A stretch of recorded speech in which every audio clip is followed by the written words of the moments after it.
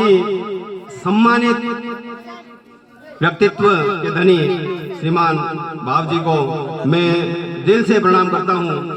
और आपकी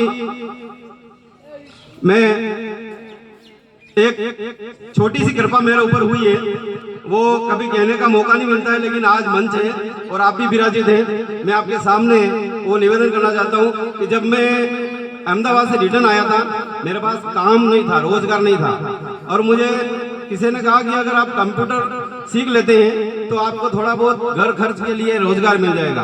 अब मेरे पास कंप्यूटर खरीदने का पैसा नहीं था और उस समय कंप्यूटर कम से कम 30,000 रुपए का आता था। मैं सर के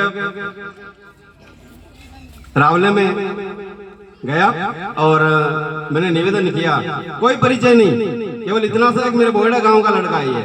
मैंने निवेदन किया, सर मुझे कंप्यूटर चाहिए, तो क्या करना है, मुझे कंप्यूटर की दुकान लगानी बस, तो ऐसा करना कि कल उदयपुर आ जाना।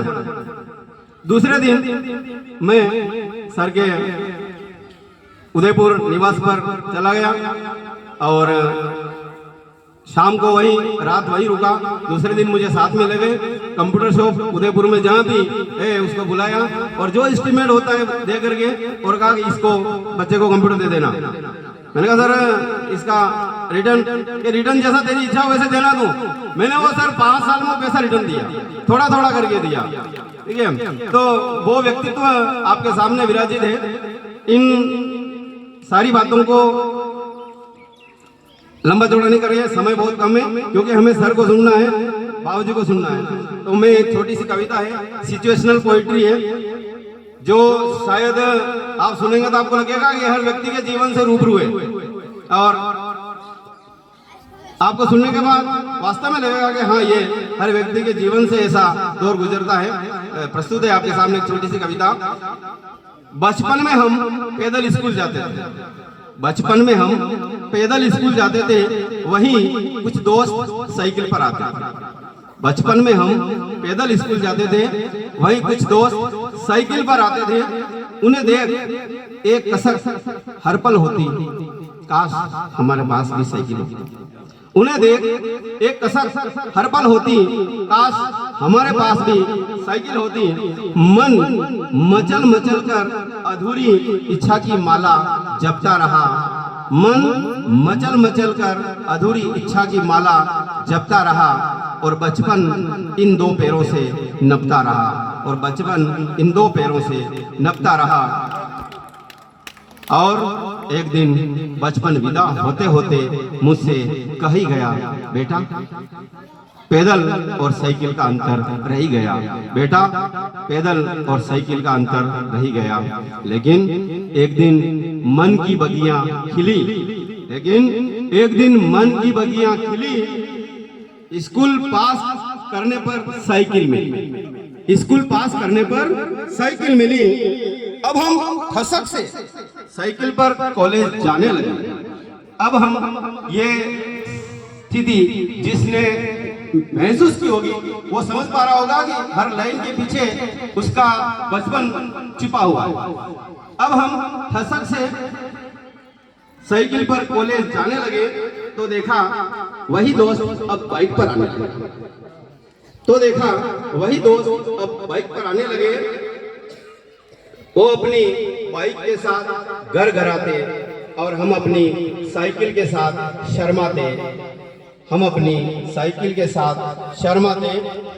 कॉलेज के साल पर साल जाते रहे, कॉलेज के साल पर साल जाते रहे।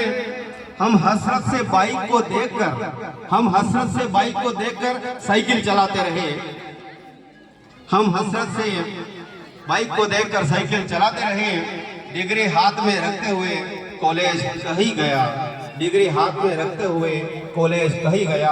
बेटा साइकिल और बाइक का अंतर रह गया, बेटा साइकिल और बाइक का अंतर रह गया। आखिर एक दिन मन की बगिया फिर खिली, आखिर एक दिन मन की बगिया फिर खिली, बाइक मिली। आखिर एक दिन मन की बगिया फिर खिली। ग्रेजुएशन करने के बाद बाइक मिली।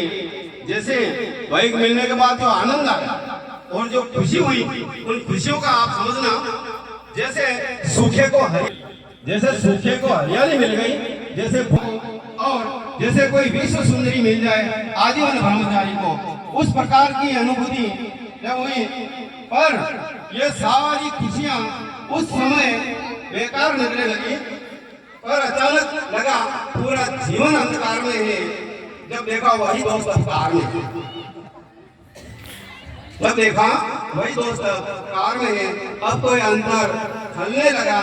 कार के बिना जीवन बेकार लगने लगा। और कॉलेज के बाद जिंदगी यूं रूबरू हुई, और कॉलेज के बाद जिंदगी यूं रूबरू हुई। परीक्षा की जिंदगी खत्म और जिंदगी की परीक्षा शुरू, और परीक्षा की जिंदगी खत्म और जिंदगी की परीक्षा शुरू हुई। कॉलेज के बाद जिंदगी की असली दौड़ शुरू हुई। एक दूसरे से आगे बढ़ने की होड़ शुरू हुई। ख्वाहिशों और जरूरतों के बीच रस्साकसी चलती रही।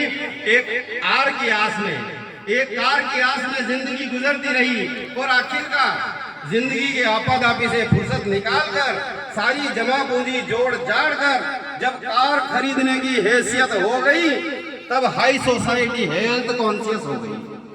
जब सारी जमा पूंजी जोड़ जाड़ कर कार खरीदने की हैसियत हो गई, तब देखा हाई सोसाइटी हेल्थ कॉन्शियस हो गई।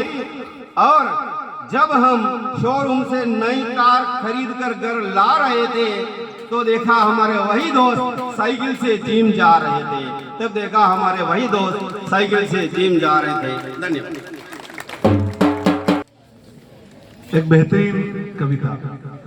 जीवन का उद्देश्य जब तक सामने नहीं होगा, यही स्थितियां बनेगी। साइकिल क्यों जरूरी है, बाइक क्यों जरूरी, कार क्यों जरूरी है, हमें निर्णय करना पड़ेगा। और जीवन को जीने के लिए वास्तव में किसकी जरूरत है, वो अमृत जी ने कुछ बातें यहाँ करी थी। बच्चों ने डांस किया, उस गाने को शायद किसने सुनाया नहीं सुना, वो कोई म्यूजिक नहीं था, लेकिन उसमें बहुत महत्वपूर्ण बात थी। और उन बात की एक पंक्ति है जो एक मारवाड़ी में भजन है, और उसकी बात मैं कह रहा हूं कि बोले वो जानी खबर करो मारा साहब, कौन आवे और कौन जाए। जिस दिन इस बात को उन्होंने पकड़ लिया, ये सारी बातें हो जाएगी। मैं बाबूजी हनुमान सिंह जी को बुलाऊंगा, लेकिन उनके पहले मैं आवाज दे रहा हूं पीओ विनायका के पूरे स्टाफ को, जिन्होंने महेंद्र जी का स्वागत सम्मान करने के लिए जो तैयारियां की है। आप सभी मिलकर पधारे, क्योंकि आपको आगे भी काम